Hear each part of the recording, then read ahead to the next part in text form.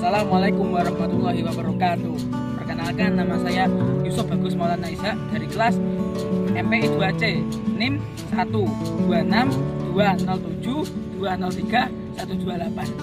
Nah, di sini saya akan menerangkan tentang tugas UAS teknologi pembelajaran. Oleh karena itu, simaklah video berikut ini.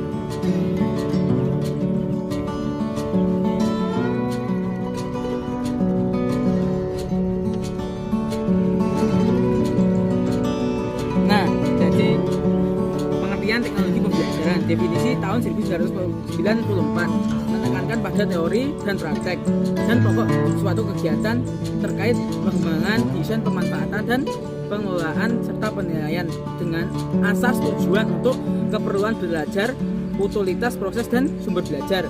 Nah, yang kedua yaitu definisi tahun 2004 yaitu menekankan pada studi atau etika praktek, pengaturan dan penggunaan, tujuan memfasilitasi pembelajaran, utilitas dan sumber daya teknologi. Jadi dari dua kesimpulan tersebut dapat kita ambil contoh bahwa pengertian teknologi pembelajaran yaitu memfasilitasi pengelolaan atau mendesain suatu alat atau sumber belajar untuk meningkatkan sumber belajar di Indonesia. Yang kedua yaitu kawasan teknologi pembelajaran. Yang pertama yaitu kawasan desain. Dimana desain ini yaitu proses untuk menentukan suatu kondisi belajar dengan untuk menciptakan suatu strategi dan produk. Kawasan desain ini meliputi desain sistem pembelajaran, pesan pembelajaran dan karakteristik peserta didik.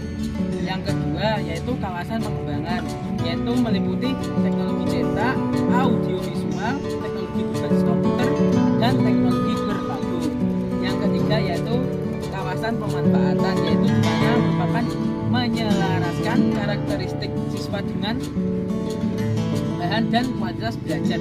Jadi pada kawasan ini yaitu siswa dengan bahan ajar atau alat pendidikan itu diselaraskan agar bisa tercipta keharmonisasian dalam sistem belajar. Yang keempat yaitu kawasan pengelolaan dan manajemen, yaitu meliputi kawasan manajemen proyek, manajemen sumber, manajemen sistem penyimpanan dan manajemen informasi. Yang kelima yaitu kawasan penilaian dan evaluasi. Pada tahap ini yaitu penilaian dan evaluasi. Apa itu evaluasi? Yaitu menilai semua kegiatan dari awal sampai akhir untuk untuk melihat suatu kegagalan yang terjadi. Maka dari itu evaluasi berguna untuk menilai dan mencari alternatif untuk menanggulangi suatu kegagalan yang terjadi pada saat proses pembelajaran. Kedua yaitu menjawab soal nomor 2 tentang pemanfaatan teknologi komunikasi dalam pengembangan pendidikan. Yang pertama A, pengertian teknologi komunikasi yaitu seperangkat alat atau penambah kemampuan orang dalam berkomunikasi. Nah, pengertian alat ini berfungsi untuk mempermudah antara satu orang dengan orang lain untuk berkomunikasi. Yang kedua yaitu teori komunikasi. Yang pertama yaitu emerging approach, yaitu pada saat ini sekolah masih menggunakan sistem pembelajaran teacher content atau guru yang diaktif untuk memberikan materi kepada siswa. Yang kedua yaitu appealing approach, yaitu pada saat ini guru menggunakan teknologi komunikasi untuk berbagi tugas kepada siswa. Jadi guru memanfaatkan teknologi komunikasi untuk membagikan tugas kepada siswa. Yang ketiga yaitu interactive approach, yaitu dalam model ini sekolah mempunyai atau sekolah mulai melibatkan masyarakat dan lingkungan untuk pengelolaan sistem pembelajaran. Yang keempat yaitu transformasi approach, yaitu siswa mengakses teknologi secara tidak terbatas dan bertanggung jawab. Artinya siswa pada tahap ini melakukan pendekatan untuk menjadi pusat pembelajaran bagi masyarakat. Jadi pada tahap ini sekolah menjadi pusat pengembangan pendidikan yang ditujukan kepada masyarakat. Yang C yaitu bentuk-bentuk komunikasi. Yang pertama komunikasi verbal, yaitu bentuk komunikasi yang disampaikan secara lisan atau tertulis yang menggunakan suatu bahasa. Yang kedua yaitu komunikasi nonverbal, yaitu tuntutan isyarat gerak tubuh atau intonasi suara dan sikap yang memungkinkan seorang untuk memahaminya. Yang selanjutnya yaitu contoh teknologi komunikasi, yaitu sebagai media presentasi pembelajaran, sebagai media pembelajaran mandiri seperti LRT, yaitu menjawab soal tentang teknologi informasi dan teknologi pembelajaran. Yang pertama yaitu pengertian teknologi informasi, yaitu sarana atau prasarana dan metode untuk memperoleh, mengelola, mengirimkan dan menafsirkan data secara bermakna dan disampaikan kepada orang lain. Yang B yaitu hubungan teknologi informasi dan pendidikan. Perkembangan teknologi dan pendidikan ini sangat berkembang pesat di Indonesia ini, karena guru dituntut untuk dapat menggunakan alat-alat yang dapat menunjang dalam proses pembelajaran, seperti penggunaan HP, komputer, dan hal sebagainya sebagai bahan informasi atau bahan ajar. Yang C yaitu informasi dalam pembelajaran. Dalam proses pendidikan, komunikasi dilakukan dengan menggunakan media komunikasi seperti HP, komputer, laptop, dan masih banyak lagi. Interaksi guru dengan siswa tidak hanya dilakukan dengan cara bertatap muka, namun juga bisa dilakukan dengan cara daring atau jarak jauh dengan menggunakan HP, komputer, atau memanfaatkan teknologi yang ada. Yang D yaitu dampak positif teknologi informasi dalam teknologi pembelajaran, yaitu satu, sebagai sumber ilmu dan pusat pendidikan. Yang kedua yaitu sistem pembelajaran tidak harus dilakukan secara tatap muka. Yang ketiga yaitu muncul metode pembelajaran yang baru.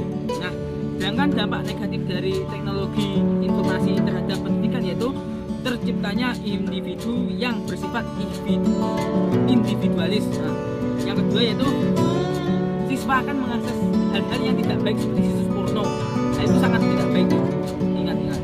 Yang ketiga yaitu pecandu dunia maya yang berlebihan dan juga mengakibatkan cybercrime atau kejahatan di dunia maya. Tentunya seperti berita hoax atau hal-hal. Yang keempat yaitu pengembangan media berbasis visual, audio, dan audio visual pada pembelajaran. Yang pertama yaitu macam-macam pengembangan media berbagai visual. Yang satu, gambar. Alat yang efektif karena dapat divisualisasikan secara sesuai apa yang kita jelaskan agar gambar tersebut terlihat lebih konkret dan lebih realistik. Kelemahan dari gambar ini yaitu hanya menekankan persepsi indera mata ini karena hanya gambar. Yang kedua yaitu ukurannya sangat terbatas untuk kelompok besar. Yang ketiga yaitu benda yang terlalu kompleks kurang efektif untuk kegiatan pembelajaran. Yang kedua yaitu chart atau bagan, yaitu suatu media pembelajaran yang menyajikan secara diagramatik dengan menggunakan lambang visual untuk mendapatkan informasi yang menunjukkan perkembangan ide, objek, lambang ditinjau dari sudut waktu dan ruang. Yang selanjutnya yaitu grafik, yaitu gambar sederhana yang disusun menurut prinsip matematik dengan menggunakan data berupa angka-angka. Jadi grafik ini berupa data yang berceceran angka-angka. Yang selanjutnya yaitu peta atau globe. Peta ini disebut sebagai kartogram yang melukiskan keadaan hubungan dengan tempat kejadiannya. Jadi peta dan globe ini sangat memudahkan siswa dalam mengetahui tempat atau gambar yang dilukiskan dalam sebuah peta atau globe. Yang selanjutnya yaitu audio. Nah, media audio ini yaitu menggunakan indera pendengar ini, telinga, sebagai perantaranya dalam menyampaikan informasi dan menerima informasi. Yang selanjutnya yaitu audio visual, yaitu media yang mempunyai unsur suara dan unsur gambar. Manfaat menggunakan media berbasis audio visual ini adalah dapat melengkapi pengalaman dasar dari siswa. Yang kedua yaitu dapat menggambarkan suatu proses secara tepat. Dan yang ketiga yaitu menanamkan sikap dan segi-segi kreatif dan afektif seperti lainnya. Nah, yang keempat yaitu film dan video yang positif. Hal ini sangat mengundang pikiran siswa lebih fresh dalam pembahasan dan kelompok siswa. Keuntungannya dari film ini yaitu menggambarkan suatu proses, misalnya proses pembuatan dan keterampilan tangan dan sebagainya. Yang kedua yaitu dapat menimbulkan kesan dan ruang waktu, karena film itu kan menggambarkan kejadian, gambar, dan semuanya realita gitu. Yang ketiga yaitu penggambarannya bersifat dimensional dan masih banyak lagi.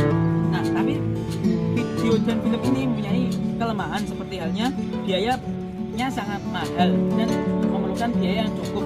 Yang kedua yaitu film bersuara tidak dapat diselingi keterangan-keterangan. yang ketiga yaitu apa yang telah lewat sulit untuk diulangi kecuali komputer kembali secara keseluruhan.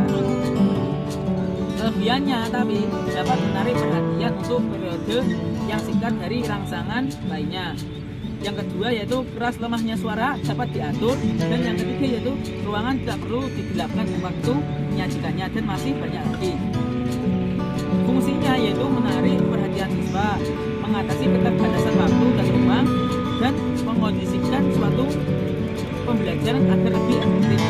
Macam-macam media audio visual. Yang pertama audio visual murni dan audio visual tidak. Selanjutnya soal nomor 5 yaitu pengembangan media berbasis komputer dan Microsoft PowerPoint pada pembelajaran. Nah, pengertian media pembelajaran PowerPoint yaitu segala sesuatu yang dapat disajikan dan disalurkan melalui pesan dari pengirim ke penerima pesan sehingga dapat merangsang pikiran perasaan. Nah, pengertian PowerPoint sendiri yaitu suatu software yang akan membantu dalam menyusun sebuah presentasi agar lebih efektif dan profesional, karena PowerPoint ini menyajikan suatu gambar, tulisan yang telah disusun secara sistematis, dan guru akan lebih mudah dalam menyajikan suatu materi. Yang selanjutnya yaitu fitur-fitur Microsoft PowerPoint, antara lain Office button, tab menu bar, toolbox, layout slide, dan seperti halnya tidak jauh dari Microsoft Word pada umumnya. Yang selanjutnya yaitu fungsi dan manfaat media pembelajaran PowerPoint. Yang pertama yaitu membantu memudahkan belajar bagi siswa dan guru. Kenapa? Guru akan lebih mudah dalam menyampaikan suatu bahan ajar karena sudah tersusun di Microsoft PowerPoint. Yang kedua yaitu penyajiannya akan lebih menarik karena ada permainan huruf, warna, dan animasi, baik animasi teks dan gambar. Yang ketiga yaitu menarik perhatian siswa agar lebih besar dan masih banyak lagi. Perhatian siswa akan lebih cenderung lebih suka karena melihat suatu animasi gambar dan teks yang sudah tersusun rapi, dan apalagi gambar itu diberikan sesuai dengan apa yang disukai oleh siswa. Nah, yang terakhir, bab terakhir yaitu pengembangan media berbasis internet pada pembelajaran. Nah, internet dapat diartikan sebagai jaringan atau suatu alokasi dari sebuah jaringan komputer yang sedemikian rupa untuk mengakses sebuah informasi secara keseluruhan. Jadi internet ini bisa diartikan sebagai searching atau mencari informasi dengan pemanfaatan internet sebagai jaringan. Yang pertama yaitu spesifikasi peralatan internet. Dibutuhkan perangkat keras dan perangkat lunak yang baik agar dapat mengoperasikan internet dengan baik juga. Perangkat keras adalah komponen fisik seperti komputer, dan perangkat lunak yaitu program-program yang disediakan oleh komputer. Yang selanjutnya yaitu mengoptimalkan internet untuk siswa. Yang pertama yaitu internet hanya akan bertindak sebagai sumber dan alat bantu. Internet tidak bisa menggantikan guru karena hanya guru yang berperan sebagai pendidik. Internet hanya mendorong atau mendukung sistem pembelajaran. Yang kedua yaitu komputer dan internet tidak mengubah peranan guru ya. Yang pertama tadi berkaitan dengan yang kedua. Yang ketiga yaitu penggunaan internet komputer dapat mengurangi beban guru dalam pendidikan karena ada bantuan dari segi penyajian bahan ajar atau pencarian informasi siswa. Selain guru memberikan bahan ajar, siswa juga bebas sekali untuk mencari informasi lain dari internet. Yang selanjutnya yaitu pentingnya pemahaman internet untuk orang tua dan guru. Yang sebaliknya diperhatikan dan dilakukan monitoring penggunaan internet oleh anak, yaitu di mana fasilitas internet ada di sekolah itu harus dipertanyakan karena di sekolah sangat dibutuhkan internet sebagai bahan atau sumber informasi bagi siswa dan guru. Yang kedua yaitu bagaimana peraturan di setiap tempat itu, apakah sudah memenuhi kriteria, dan yang ketiga apa resikonya dari penggunaan internet tersebut, maka harus direncanakan terlebih dahulu. Jadi kesimpulan yang bisa kita ambil dari bab 6 ini yaitu internet, karena internet ini berfungsi untuk menggabungkan jaringan dari jaringan komputer yang ada di dunia. Menurut Berners-Lee, Internet diartikan sebagai jaringan yang terdiri dari beberapa jaringan. Pengertian ini memiliki konsep di mana suatu jaringan komputer tertentu atau jaringan lokal juga bisa terhubung ke dalam suatu jaringan lain. Menurut Sarwono, internet yaitu kumpulan jaringan dengan skala global di mana tidak seorang pun mampu bertanggung jawab untuk menjalankan internet itu sendiri. Nah, dari sini bisa kita tarik garis bahwa internet yaitu suatu jaringan yang dihubungkan ke jaringan-jaringan lain. Nah, pemanfaatannya dalam pembelajaran, siswa dapat mengakses internet untuk mencari berbagai informasi dan juga menggunakan internet sebagai media pembelajaran seperti Zoom, Google Classroom, Google Meet, dan hal sebagainya, terutama pada saat ini karena pembelajaran dilakukan secara daring.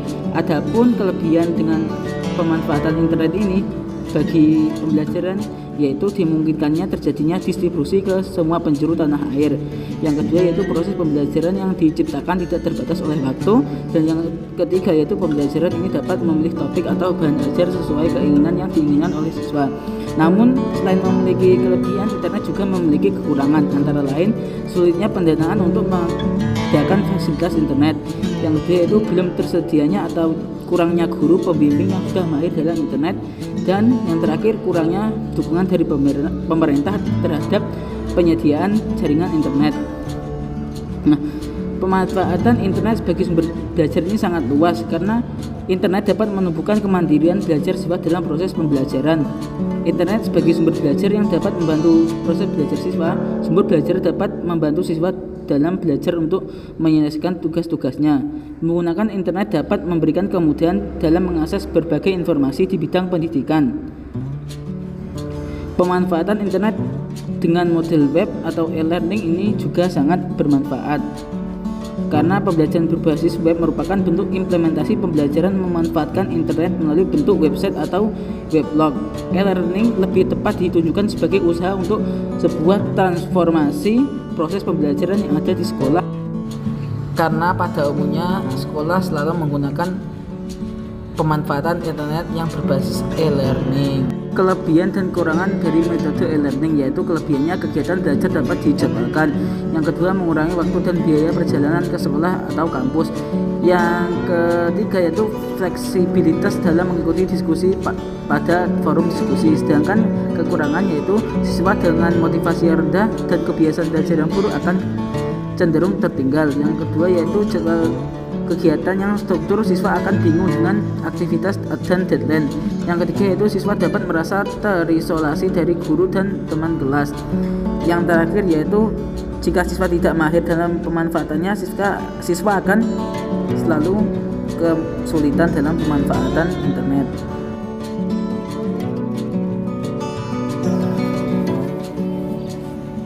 Nah, berikut presentasi dari saya. Jika ada kurang lebihnya saya mohon maaf. Saya sangat mohon maaf sekali karena masih banyak kekurangan. Jika ada lebihnya itu dari Allah Subhanahu wa taala, dan jika ada kekurangan itu dari saya sendiri. Apabila Assalamualaikum warahmatullahi wabarakatuh. Sekian.